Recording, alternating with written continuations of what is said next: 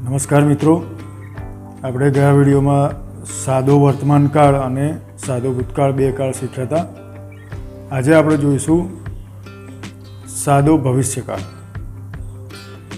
તો સાદા ભવિષ્યકાળમાં પેસિવ વોઇસમાં વાક્યો કેવી રીતે ફેરવી શકાય એ વિશે આપણે શીખીશું. સાદો ભવિષ્યકાળ જોઈએ. સાદા ભવિષ્યકાળમાં બે ટુ બીના રૂપો છે. એક આવશે શેલ અને એક આવશે વિલ. જનરલી આપણે આઈની સાથે શેલ મૂકીશું, વીની સાથે પણ શેલ મૂકીશું અને બાકી બધામાં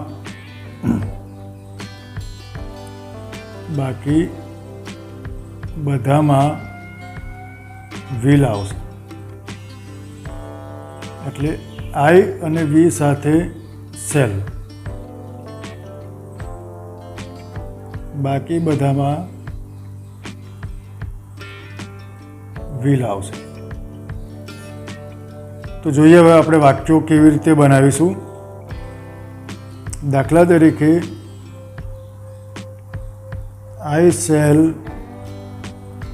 ગીવ અ પાર્ટી ટુમોરો. હું આવતીકાલે પાર્ટી આપીશ. આવતીકાલે શું આપીશ? તો શું પૂછતા આપણને જવાબ મળશે અ પાર્ટી. તો અ પાર્ટી કર્મ છે એટલે આપણે પહેલાં મૂકીશું અ પાર્ટી, પછી બીજા નંબરે મૂકીશું વિલ અને પછી આમાં ઘરનો શબ્દ આવશે be. A party will be. Give ક્રિયાપદનું V3 એટલે કે ભૂતકૃદન થશે ગીવન. આઈનું કરીશું બાય મી અને અન્ય શબ્દોમાં છે ટુમોરો. બીજું વાક્ય જોઈએ. Rohan will write a letter. Rohan એક પત્ર લખશે. તો રોહન શું લખશે એવો આપણે પ્રશ્ન પૂછીશું તો આપણને જવાબ મળશે અ લેટર. તો આમાં કર્મ છે અ લેટર, તો એ આપણે પહેલાં મૂકીશું અ લેટર, પછી વિલ, ઘરનો શબ્દ આવશે બી, રાઇટનું થશે રિટર્ન અને બાયવાળો કરતા આવશે બાય રોહન. બીજા ઉદાહરણ જોઈએ આપણે.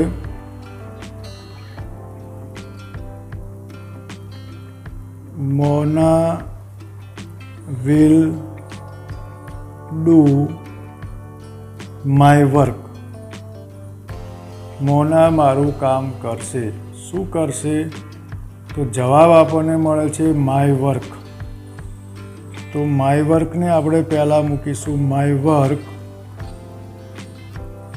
વિલ, ઘરનો શબ્દ આવશે બી, ડુનું V3 થશે ડન અને બાયવાળો કરતા થશે બાય મોના. હજુ એક ઉદાહરણ જોઈએ. She will draw a picture. તેણી એક ચિત્ર દોરશે. શું દોરશે? તો આપણને જવાબ મળે છે અ પિક્ચર. તો પહેલાં આપણે મૂકીશું અ પિક્ચર, પછી વિલ, ઘરનો શબ્દ બી, ડ્રોનું V3 કરીશું ડ્રોન અને સીનું કરીશું બાય હર. તો આ રીતે સાદા ભવિષ્યકાળના વાક્યો બનશે. એમાં આપણે એક નવી વસ્તુ બીજા બધા વાક્યો કરતાં જોઈ એ છે કે ઘરનો શબ્દ બી આવશે.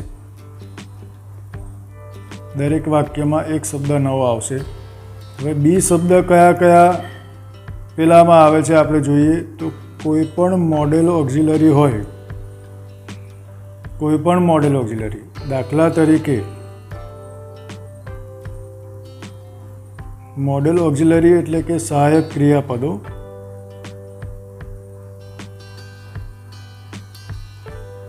દાખલા તરીકે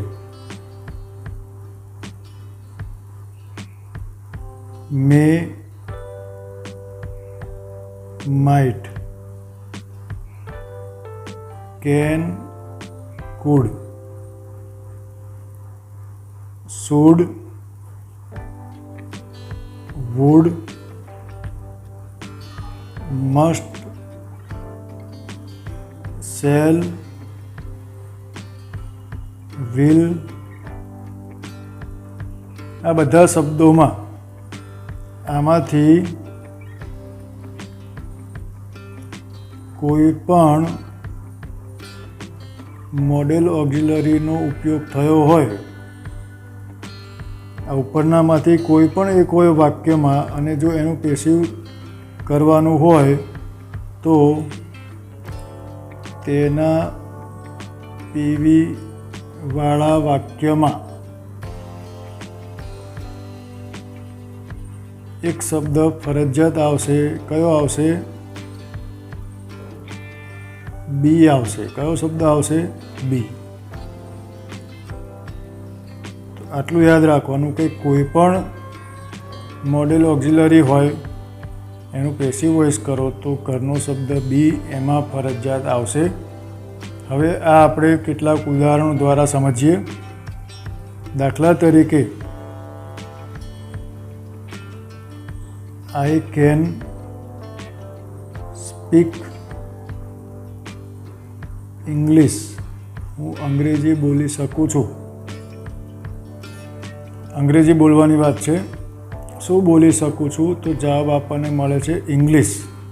તો આપણે એનો જવાબ બનાવીશું. પહેલાં કર્મ મૂકીશું ઇંગ્લિશ, પછી જે મોડેલ ઓક્ઝિલરી વાક્યમાં વપરાયેલી હોય એ જ મૂકવાની. તો કેન, ઘરનો શબ્દ બી, કર્મ મોડેલ ઓક્ઝિલરી, અને બી સ્પીકનું V3 કરીશું સ્પોકન, અને આઈનું કરીશું બાય મી. તો આ રીતે વાક્ય બનશે. બીજું વાક્ય જોઈએ. We should drive our vehicles on the left side.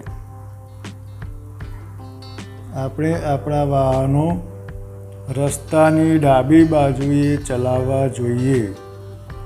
શું ચલાવવાની વાત છે? કર્મ કયું છે? અવર વ્હીકલ્સ. તો એનો જવાબ થશે અવર વ્હીકલ્સ. કર્મ પહેલાં મૂકીશું, પછી આમાં શુડનો ઉપયોગ છે તો મૂકીશું should. Our vehicles should be, ડ્રાઈવનું થશે driven on the left side, અને વીનું થશે બાય અસ. તો આ રીતે કોઈ પણ મોડેલ ઓક્ઝિલરી હોય અથવા તો કોઈ પણ સાદા ભવિષ્યકાળનું વાક્ય હોય તો એમાં બી શબ્દ આવશે. કોઈ પણ મોડેલ ઓક્ઝિલરી હોય એના પછી બી પ્લસ V3 પ્લસ બાયવાળો કરતા અને અન્ય શબ્દો. આ રીતે બનશે. સૌથી પહેલાં શું આવશે? કર્મ,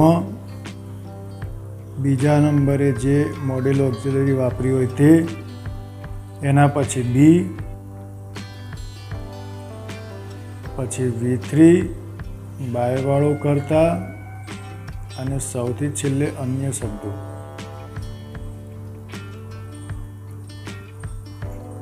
તો યાદ રાખીશું આપણે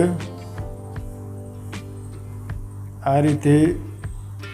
કોઈ પણ મોડેલ ઓક્ઝિલરીવાળા શબ્દો હોય અથવા તો સાદા ભવિષ્યકાળનું વાક્ય હોય તો એમાં ઘરનો શબ્દ એક બી આવશે. બાકી બધા નિયમો જે આગલા ચેપ્ટરમાં આપણે શીખ્યા એ જ રહેશે, પણ ખાલી આમાં બધામાં નવો શબ્દ કયો આવ્યો છે? બી. બાકી બધા જૂના નિયમો જેસે તે રહેશે. તો આપણે આ વિડીયોમાં આપણે સાદો ભવિષ્યકાળ અને મોડેલ ઓક્ઝિલરીના વાક્યો કેવી રીતે બને એ શીખ્યા. આગળના વિડીયોમાં આપણે પૂર્ણકાળ લઈશું. હવે પછીના વિડીયોમાં આપણે પૂર્ણકાળ શીખીશું. એમાં પહેલો કાળ આપણે શીખીશું પૂર્ણ વર્તમાન કાળ. ત્યાં સુધી આવજો મિત્રો. ધન્યવાદ.